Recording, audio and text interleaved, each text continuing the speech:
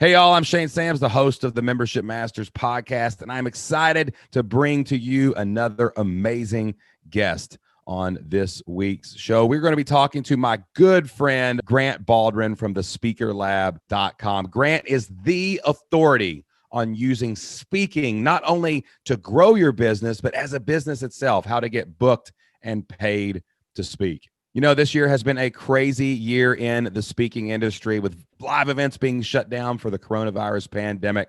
I thought it would be an amazing time to bring Grant onto the show and talk about the state of the speaking world. We're going to talk about when conferences and events are going to come back, how the new vaccines for the coronavirus are going to open the doors, and there's all this pent-up demand in the speaking world to go to live events. We're going to talk about virtual speaking and how that has emerged as a viable option, not only to go out and make a living and make money, but to grow your audience and to get more people into your fold so that you can get them to join your membership site. We're going to be talking about building a team for your online business and how that can actually provide more freedom, less headaches, and take your membership game to the next level. And Grant has got an amazing array of tools, from speaker fee calculators to his new book, The Successful Speaker, that we're going to talk about today. Grant Baldwin is one of my best friends in the online world. I have so much love and respect for the business that this guy has built, and I know you are going to get some amazing value from my conversation with Grant today. But before we get started, I've got one question for you. Are you ready to become a membership master today? All right, let's go.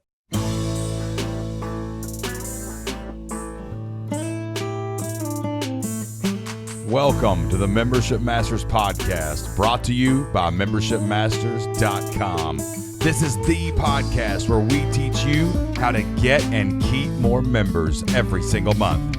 I've helped thousands of people start, build, and grow memberships, and I interview some of the biggest membership owners anywhere online. My goal is to help you build $1 million membership of your own. Brick by brick, let's do it together.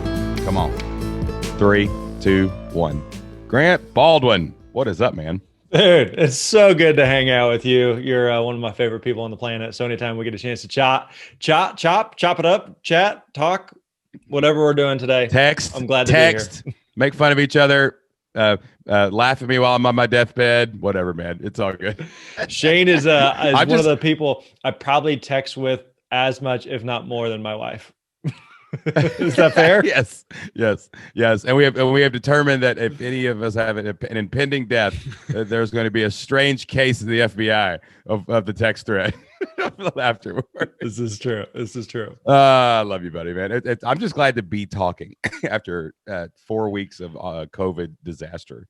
You are on the hopefully on the up and up, because you have been on your deathbed for what feels like a long time. So glad to see you on the mend. I woke up today feeling pretty good, so hopefully I can make it through this without coughing my absolute brains out, dude. So Grant, this has been a weird year for you, and I was really excited to talk to you, even though we've had to reschedule 7 times because of my COVID disaster about this, because one of the great things that I've had this year is a bird's eye view of the speaking industry. And the speaking industry during the pandemic and all this stuff it's just such a different world now. Like, used to, speaking was like a tried and true way. Like, you get on some stages, you get some leads, you can get some clients, and we've talked about this at retreats and stuff we've been on. Like, it's one of those things that's evergreen. Like, the speaking industry, I remember you always say, like, it's speaking industry, there's always going to be speaking, and then there wasn't. So, like, very much so. Yeah, so tell me, like, this, give me a summary of the state of the speaking industry in 2020 right now, man. Like, what's happening, dude? Because everything's been shut down for 10 months. Yeah, things are definitely improving, but yeah, you're right. Like, we were kind of joking about it earlier, but you and I and a couple other buddies are in a mastermind, and we text on a daily basis. So I remember, back in like January, we were all kind of texting like, you guys hearing about this flu or this thing that's buzzing around, China, or like, oh, it's in Europe now. That's crazy. You don't think it's going to get here, do you? It won't get here. We're Americans. We're immune, and all of a sudden it's like, it just felt like the world just stopped, and we were, I know we were texting a ton throughout it.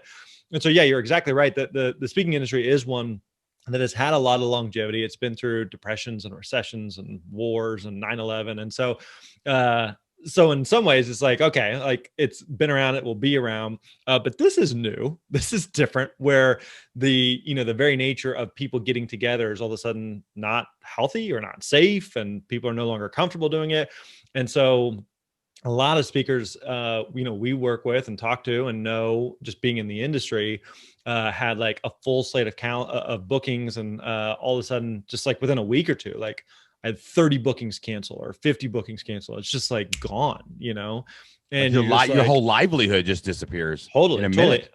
And so the core of what we do, like in our business now, is teach people how to find and book gigs. And so, and business has always been really, really good. And so when this started happening, I'm just like, I mean, I felt for several weeks like some real anxiety of just like, why would anyone be signing up for our stuff right now when the world is closed and nobody's hiring speakers, right? And so it was, yeah, March, April were a little stressful, a little tense. One of the things Dicey. that A little bit, I probably was texting you like, hey, are you hiring anybody right now? You need me for anything? What can I do for you? Can I run your webinars? I'll come clean your cars or anything. And so what ended up happening out of that though is a lot of events were not necessarily canceled. Some of them were postponed or rescheduled. But one of the things we tell speakers all the time is that as speakers and as entrepreneurs in general, like we are in the problem solving business. And just because an event isn't happening doesn't mean that their problem has suddenly been solved. And so speakers started looking for other ways to, well, if we can't be together in person, how can we solve that? And that's when virtual really came on the scene as a real viable option. And for a lot of cases, the only option. And so virtual speaking has always been something that's really been around for a long time in the speaking industry. It's not something that's been taken super seriously by either side, by speakers or by event planners. And now all of a sudden it was the only option. And so we started really leaning into that and teaching, you know, how do you find and book virtual gigs? How do you present virtually? Just because you're a great in-person speaker doesn't mean you're a great virtual speaker. What are the differences? And so we really leaned into that heavily for several months. And thankfully, we're able to have several really strong months. We haven't lost money any month and have had several record months. And so where we're at now, as far as just kind of the state of the speaking industry, is a lot of speakers I talk with a lot of people, event planners, people with speaker bureaus, and just kind of trying to get a pulse of like, hey, what are you seeing? More and more events are feeling more and more comfortable booking gigs and hiring speakers. There's some smaller in-person stuff that's happening. Virtual still happening a lot. There's a lot of hybrid events, but there's also a lot of what feels like a lot of kind of pent up demand of people miss being together. And even though, you know, at the time of this recording, we may be entering in, you know, another wave of shutdowns and lockdowns and rising cases. But I think like long term, like people are just like, I want to get together. You know, there's I need a hug. Yeah, for sure. Hug, man. Like there's more and more. Like, seriously, like it's hard. Yeah, and there's more hopeful talk right now of a vaccine. So I think we're getting closer and closer. And so it's I talked to a speaker the other day, and a very, very successful speaker. And he said, man, I'm not thriving, but I'm not surviving. You know, we're buying our time to get through this, and there is light at the end of the tunnel, and the speaking industry will be just fine on the other side of this. So it's weird. Hopefully, again, we've seen the bottom of it. Hopefully we're coming back out of it. But the amazing thing to me is like people are still booking speakers, whether that's virtual or whether that's in person. And to the virtual thing real quick, I think that actually gives a lot of great opportunities for people, because there's a lot of potential speakers we had talked to historically who are like, I want to be a speaker, but I don't want to travel. I don't want to be gone from my family. And I'm like, great. Like there's all these new opportunities that to speak to audiences around the world that historically wouldn't have been possible because of just physical geographical limitations. So in fact, for example, this speaker I talked to this other day, this buddy of mine, I said, give me an example of like a crazy day you've had like virtual speaking in the past couple months. And he said, I had a day where I spoke to audiences in India, the UK, New York, and North Dakota, all in the same day. Like 4 different audiences, 4 different gigs. Like you can't fly on an airplane and do that. That is not possible. But to be able to do that, he's like, I started really, really early speaking in the UK, like then at 11 p.m. or something in India, or whatever it was. But being able to do that where people take virtual more seriously as a viable thing now. It just wasn't possible. So it does present a lot of great opportunities for speakers right now. Yeah, I speaking has always been something like I enjoy it. We do it for our people at our events, right? But like, I mean, we like to travel, but I don't always like to work while I travel, right? Sure. And it's been interesting because we've always thought, hey, it would be good to go speak more, because what better way to get a member than to get on a stage, get in front of an audience, tell you, like, every time we've ever done it, we've gotten members from the audience, right? Like, we've had people join our community. And it was cool because, like, I did a couple virtual events that I had never thought about trying to do anything virtual. I did Podcast Movement, and it was weird thinking about how different it was, because, like, when you're on stage, you've got, like, you got a screen, you got slides and things like that. And I was working with the producers of Podcast Movement. He was like, "Are you going to have slides?" And I'm like, I don't think I'm going to, because that'll feel like a webinar, but this is supposed to feel like speaking. And, like, I just went face to camera, no slides the whole time. But I got so much great feedback for that, because it was like the connection was there. And it was the same thing in the chat. There's Florida, Georgia, whatever. Yeah. And the live event in innovation has been amazing. Like, that Podcast Movement thing was like 60, 100 people back to back, all live sessions. Yeah. And they sold their normal ticket price, dude. It was like the normal ticket for Podcast Movement was what it cost. Right. And I thought, wow, that's amazing. How's that going to change going forward? Because if you look down in your Podcast Movement, you're like, wow, we made pretty good money for this. Right. Do we do this and live events, which makes double the opportunities for everybody? Like, do you think these live events are going to stick around once the world opens back up? Well, I do think more events who are doing like a live component, but also doing an online, the hybrid model, I think that will probably continue, because you're right, from both sides of this, of the equation. So for an event planner who's going, I can reach, maybe twice as many people as I would before, but for an attendee who's going like, I would love to attend that, but I can't take off time from work, or, it's so much more than just the ticket price. It's the hotel, it's the flight, it's the meals, it's the time away from family, the opportunity cost there. But if I can stay home and be a part of it, now sure, you miss out on, certain organic moments that maybe happen at an event. But if I can get a lot of the content, the material, the speakers, the training that I'm interested in, and never have to leave my house, like, that's a win. So I think it can be a win for both sides. I think hybrid will be something that definitely sticks around more and more in the future. One of your coolest tools that you guys have is the speaker calculator that tells you how much you should charge. Like, that's an amazing little gadget on your all's website. And, like, I've always wrestled with this, and this is one of the questions that we get in our community a lot. Like, we have people that speaking is their, like, primary thing to get leads and to go out, but they charge like I'm a paid speaker. Like, I want to be paid to be on stage. Yeah. Now, I don't really need to get paid to be on stage, because I want the leads. I want to get, like, members and stuff like that, right? I mean, getting paid is cool. Don't get me wrong. I mean, I want my expenses paid, but, like, where do you kind of think the line is for people out there who are trying to use speaking virtual or in person as the world opens back up, the vaccines come out, as a lead gen tool? Because that's really a great thing for that too, but it's also a great way to make some money. Like, where do you think the line is? Like, should I charge for something? Should I not charge for something? Is this like I know there's an argument to be made, like, dude, your time is valuable. You need to charge if you're going to be on a stage, right? But it's also like, dude, it's valuable to get in front of 5,000 people. I should be on that stage. I don't care what it takes. Where do you think the line is for that, or how do you guys work through that? Yeah, so I'll give you a couple thoughts here. One would be, I'll give you an analogy. So there's a friend of mine, I think Brandon Turner, who is kind of the face and voice of Bigger Pockets, does a lot in real estate investing.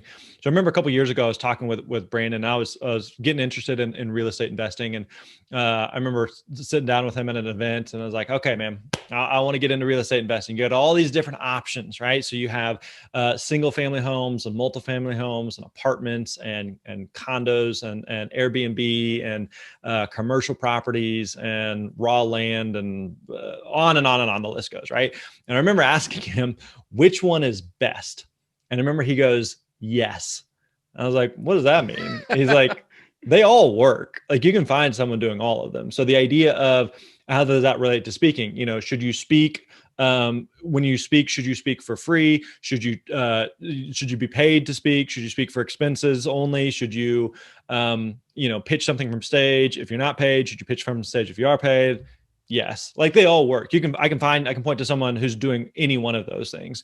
So what's important though is for you to begin with the end in mind and really think through what makes sense for you and what it is that you're trying to accomplish. So for example, when I got started speaking, all I wanted to do was speak. I didn't have a product. I didn't have a service. I was just a gun for hire. I want to go in and speak. So if I was going to speak for free, it wasn't to generate leads for some back of the room product or service. It was just to generate leads to book more gigs. So does this make sense? Can I book more gigs out of this? Are there decision makers? Are there potential event planners in that audience that may be looking for a speaker like me, in which case it may make sense to speak for free. But it was never through the lens of, hey, can I sell my thing here? Coaching or consulting or anything like that. And so that it was just like purely, I just want to get paid to speak. Now today, I'm a lot more likely to, because I'm not as interested in just purely being a speaker. We've got more a back end product, so to speak, of what it is that we offer. So it's less about, hey, how much can I get paid up front for a certain gig, but more about, is it the right audience and does it make sense to speak to them for free because I know what we're going to generate potentially on the other side of it. So, and I also know several like corporate speakers who are $20,000-$30,000 keynote speakers, and they do a lot of gigs, but they also generate a lot for a consulting or an agency or some kind on the back end. So here's everything I'm going to talk about on stage. Oh yeah, I have an agency that can help you execute on that, and they get the best of both worlds, right?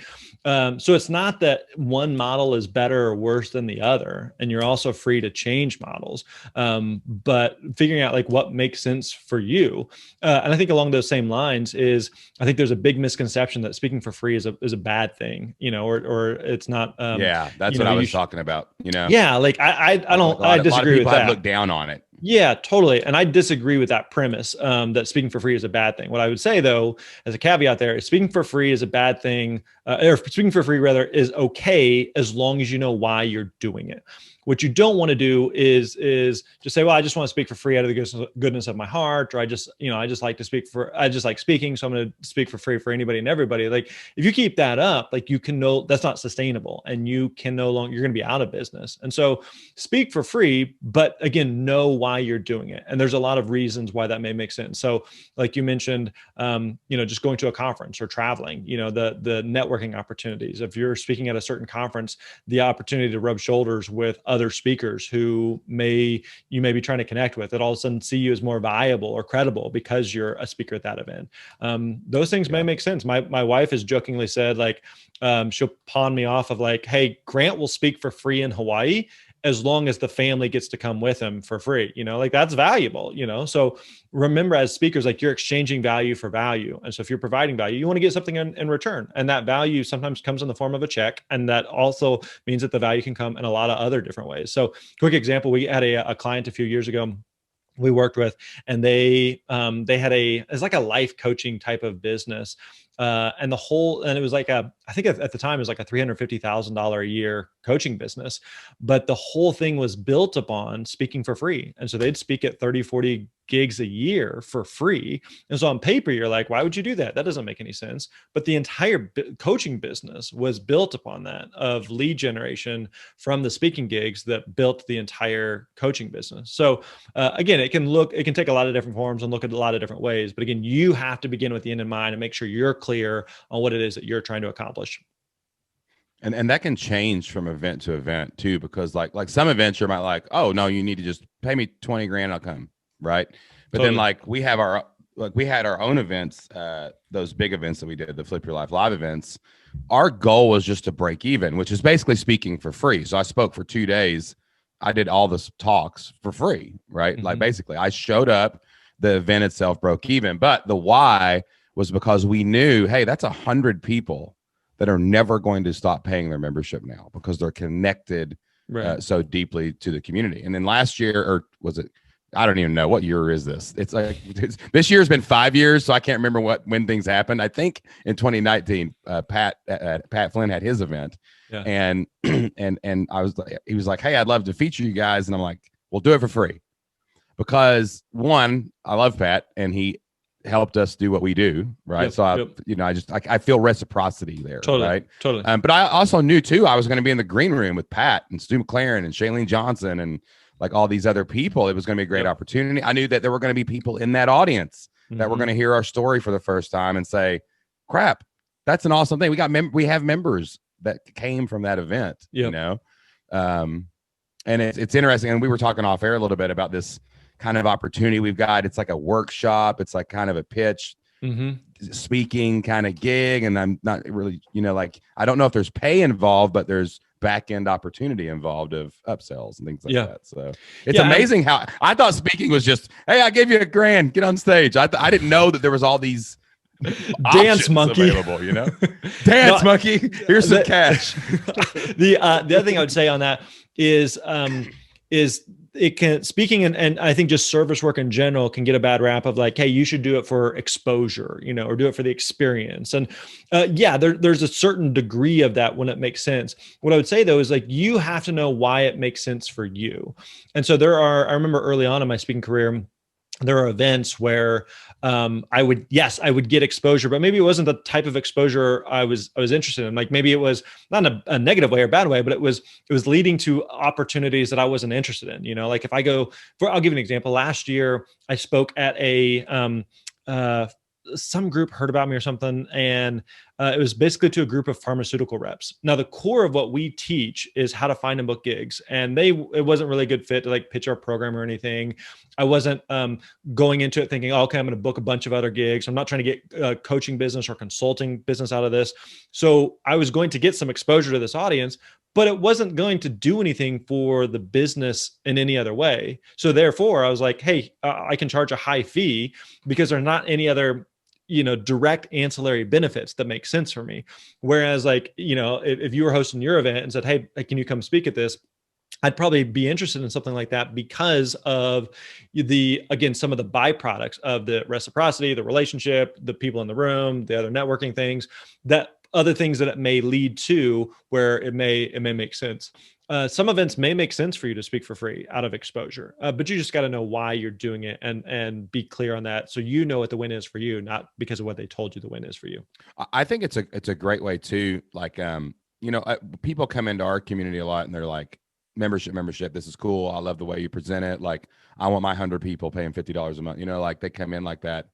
And I think it's important in the beginning of when you're building our version of an online business, right? Like we said with the real estate, like we're memberships, you guys do coaching, like, there's so many different ways to make money online. It's ridiculous. Yeah. But don't block yourself off and don't ever pigeonhole yourself like this is what I do. Like we have coaching programs and I love being able to say, hey, I want to increase cash flow this month to make things feel a little better. Let's go sell a couple high ticket things. I love to sell 100 memberships. Like I was looking today, we sold like 92 last couple of weeks or something like that. And that's cool. That's a different way to do it. But like speaking is cool too. Like, wow, I've got this opportunity.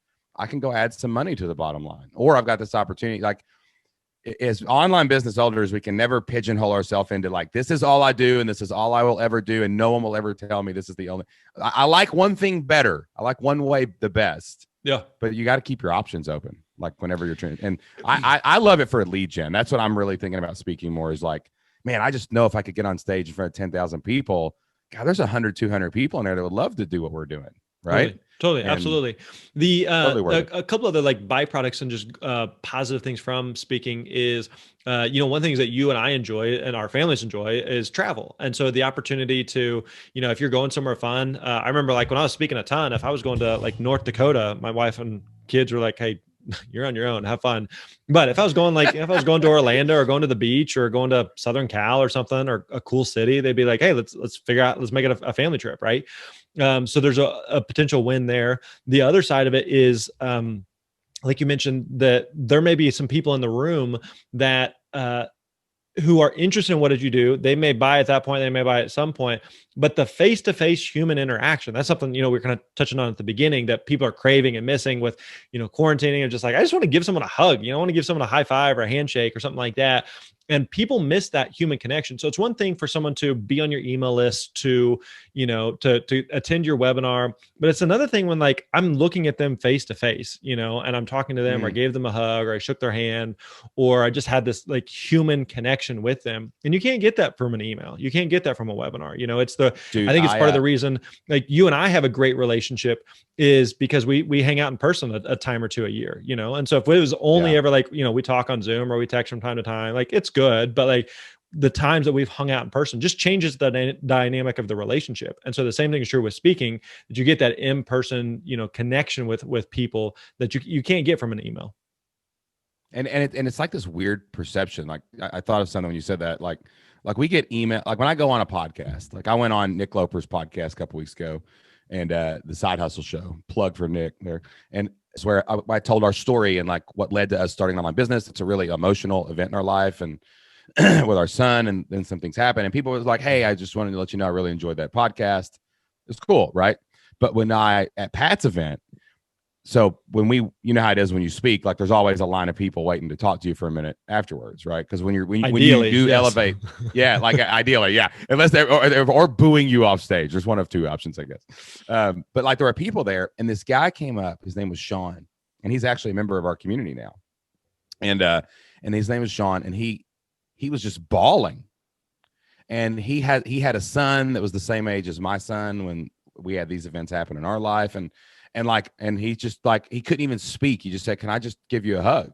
Wow. And like, and we had this real emotional moment, man. And we had this great conversation, and man, you can't do that on a podcast. Like you can physically in person on a stage, you can make, and we hadn't even, he had the emotion before we shook hands or hugged, right? It was just being in the room, being real, and it happened. And dang, man, that's not just a friend for life. That's a customer for life. That's a fan for life. It's a connection. And speaking does that. Let me pivot a little bit here as we wrap this thing up, man. Like one thing that I have loved watching in your journey the last couple of years, and I do, man, I feel so privileged just to have a friend like you and the guys that we hang out with and talk with in our group. It's so inspiring to be like, everybody needs a group of people where you can just text and have fun. And 90% of our conversation is total hysterical nonsense. I don't want anyone to think that we're meeting once a week and we're having deep business conversations. No, it's 90% total nonsense. But it's cool because we have this bird's eye view of our families and our business, and we get to be a fly on the wall and see what's happening. And man, the thing you've done the last couple of years that I think is amazing is to build a team.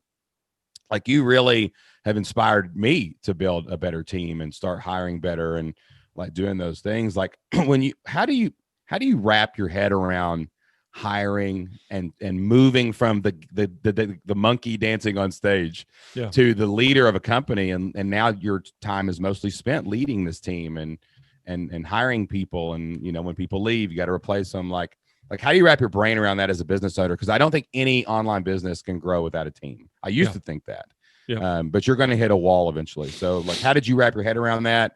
Like, how did your team evolve and build and grow? And what would you do maybe differently if you were doing it again? Yeah, I think you and I had a lot of the same limiting beliefs early on, that if you hire people, you create more headaches, it's more burden, there's more you got to manage, you got to babysit. I don't want to do any of that stuff. Like, we all started our business so that we had freedom and autonomy, and now I got to deal with people. Like, this isn't what I signed up for.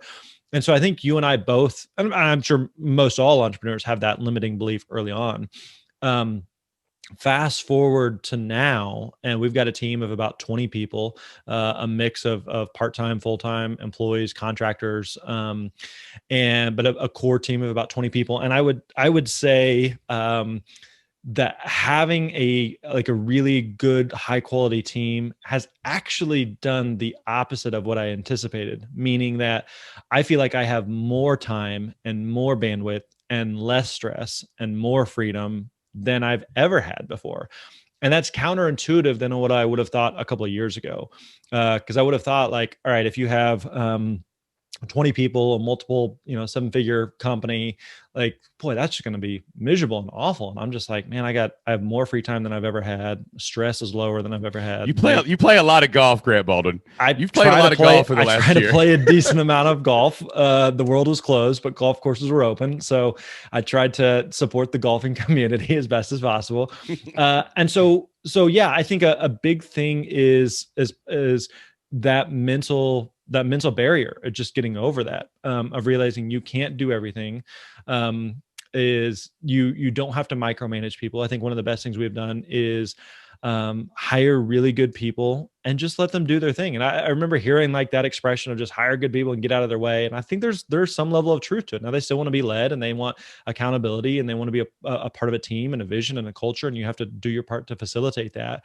But I don't spend a lot of time like micromanaging people or breathing down people's necks or, babysitting people. I'm just like, no, I was hired you to do this. And here's the deliverables and here's what that looks like. And just do your thing, treat people like adults. And if you hire good quality people and let them do their thing, then it creates in some ways like less stress for you and less work for it. So like now, for example, let me give an example. Like one of the things I don't enjoy dealing with is like really pissed off customers, and it doesn't happen often, thankfully, but it happens like in any business, and you have a refund request or we drop the ball on something and, those things happen.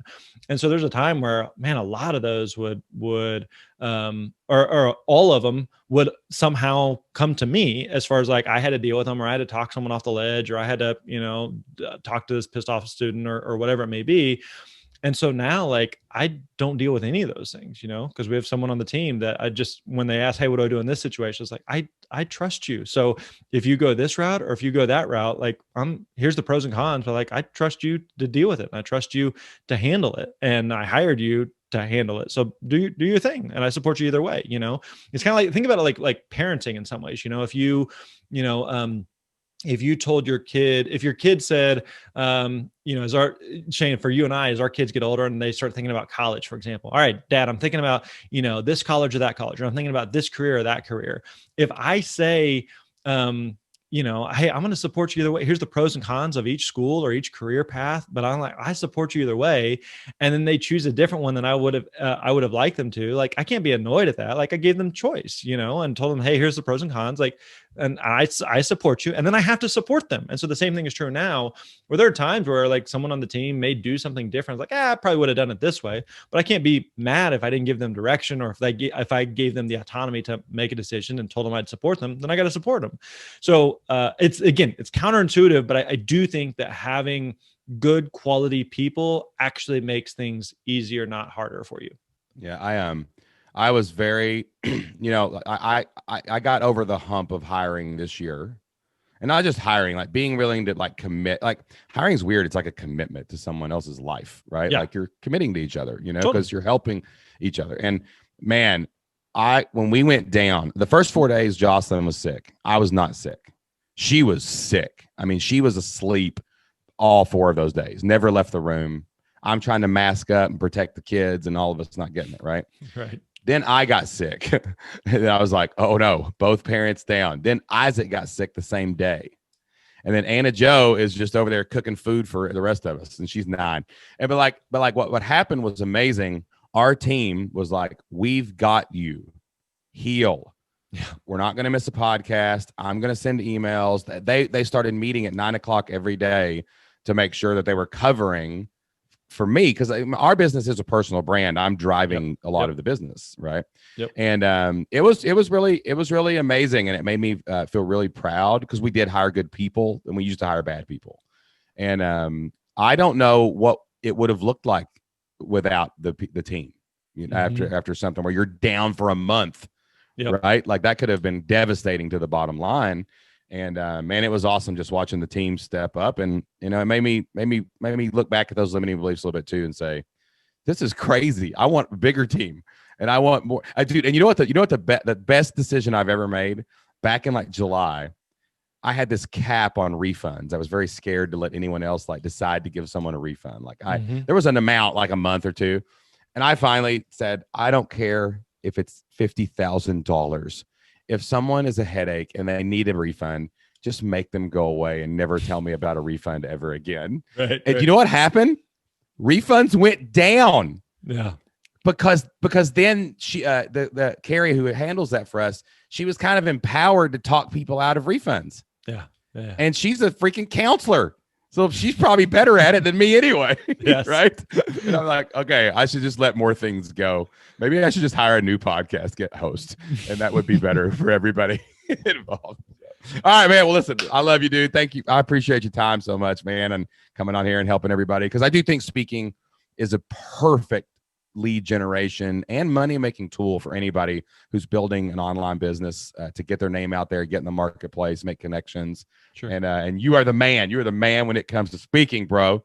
So tell everybody a little bit where they can find you, man, online, and what you got going on right now.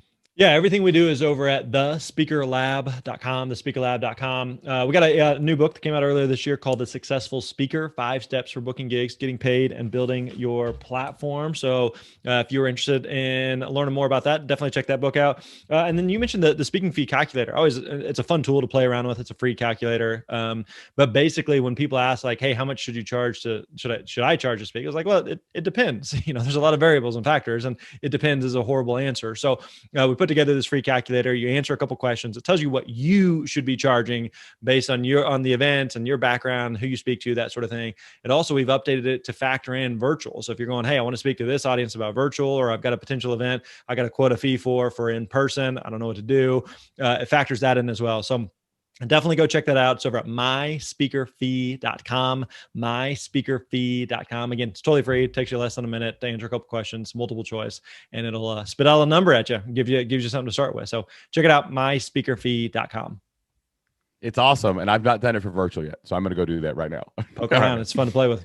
All right, guys, that is all the time that we have for today's show. I know you had as much fun as I did on today's Membership Masters podcast. If you appreciate the work that we're doing here at Membership Masters for you and your membership-based business, make sure you subscribe so you don't miss a single episode. Go leave us a 5-star review on Apple Podcasts, Spotify, or wherever you listen to audio content. And please make sure you give this episode a share on your favorite social media network of choice. Help us spread the word. Help us get it out there that memberships are where it's at. And if you want to build $1 million membership of your own, I would love to help you do it every single day. All you have to do is subscribe to the Membership Masters newsletter. The Membership Masters newsletter is the #1 membership marketing newsletter in the world. Each month, I send you my exclusive top shelf print newsletter right to your mailbox. Inside, you will find step-by-step instructions on how to drive more traffic to your membership